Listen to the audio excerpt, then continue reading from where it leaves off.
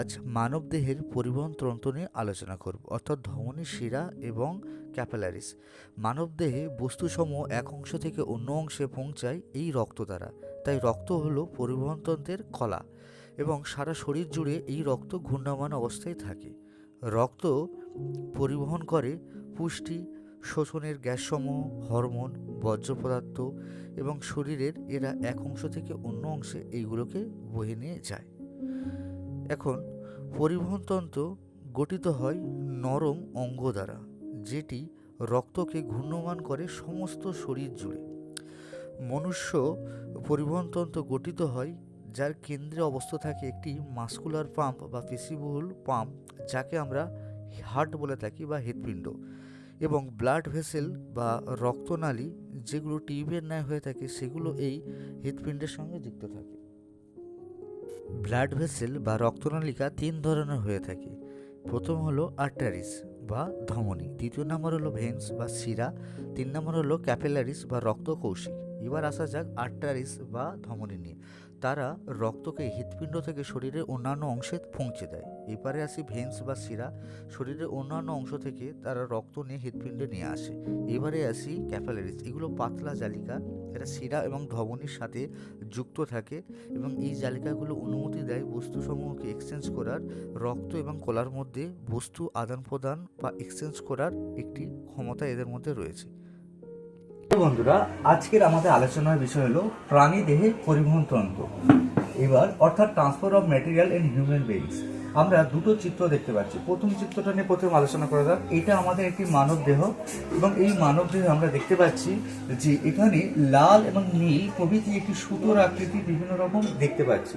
এইগুলোকে বলা হয় ধমনী এবং শিরা এবং রক্তচালিকা। এখন এই যে লাল রঙের অংশগুলো রয়েছে, এইগুলোকে বলা হয় আমরা ধমনী, আর যে নীল রঙের যে বর্ণগুলো রয়েছে এইগুলোকে বলা হয় হচ্ছে কি আমাদের শিরা।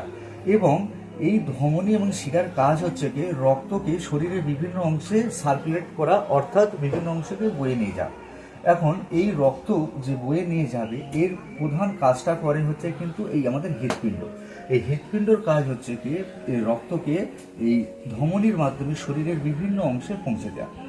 আর শিরার কাজ হচ্ছে কি শরীরের বিভিন্ন অংশ থেকে রক্তকে নিয়ে এই হৃৎপিণ্ডতে পৌঁছে দেওয়া। অর্থাৎ আমাদের এই প্রধান যে কাজ করছে হৃৎপিণ্ড, এটা হচ্ছে একটি মাস্কুলার পাম্প, অর্থাৎ এটি পাম্পের মতন কাজ করছে, যে একবার রক্তকে নিচ্ছে আবার রক্তকে একবার পাঠিয়ে দিচ্ছে, অর্থাৎ সংকুচিত হচ্ছে একবার প্রসারিত হচ্ছে হৃৎপিণ্ড।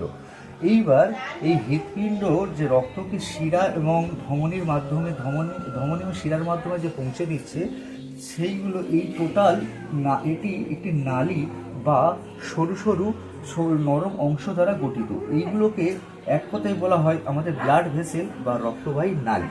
অর্থাৎ এই রক্তবাহী নালীর মাধ্যমে হৃৎপিণ্ড শরীরের বিভিন্ন অংশে তার রক্ত পরিবহন করে। এবার এই রক্তবাহী নালীকে আমরা তিনটে ভাগে বিভক্ত করে থাকি। একটি হচ্ছে ধমনী বা আর্টারিস, একটি হচ্ছে শিরা বা ভেইনস, আর একটা হচ্ছে ক্যাপিলারি বা রক্তকৌশিক। এখন কথা হচ্ছে যে ধমনীর কাজ কি? ধমনীর কাজ হলো শরীর হৃৎপিণ্ড থেকে রক্ত নিয়ে শরীরের বিভিন্ন অংশে পৌঁছে দেওয়া।